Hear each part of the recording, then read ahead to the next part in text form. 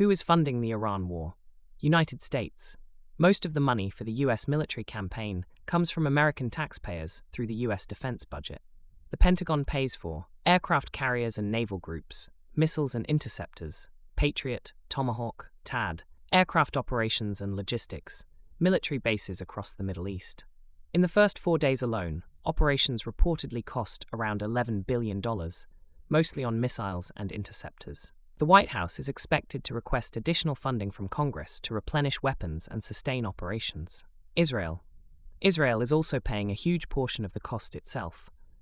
The Israeli Finance Ministry estimates that economic losses from the war could reach about $3 billion per week due to mobilization of reservists, business shutdowns, infrastructure, damage, missile defense costs. Israel's military spending is funded through its national defense budget, emergency wartime borrowing U.S. military aid. The U.S. has already provided over $21 billion in military aid to Israel since 2023. Iran. Iran funds its military operations mainly through state revenues, especially oil exports, taxes, state funds controlled by the government. Large parts of Iran's military spending go through the Islamic Revolutionary Guard Corps, which also controls significant business and industrial assets inside Iran's economy. Iran also funds allied militias across the region through this system. Iranian allies and proxy groups. Iran supports a network of regional partners sometimes called the Axis of Resistance.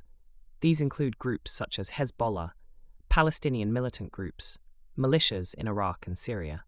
Iran has historically spent hundreds of millions of dollars per year supporting these groups with funding, weapons, and training.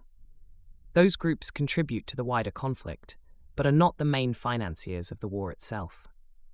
Gulf states and outside powers, some regional powers, such as Saudi Arabia and other Gulf states, are not directly funding the war, but are politically involved and affected economically. Some governments in the region are already reassessing investments and budgets because of the financial strain created by the conflict. The deeper reality: modern wars are usually financed through three main sources: government budgets, debt and borrowing, national economic resources, especially energy exports. That means the real people paying for the war are citizens through taxes and economic costs.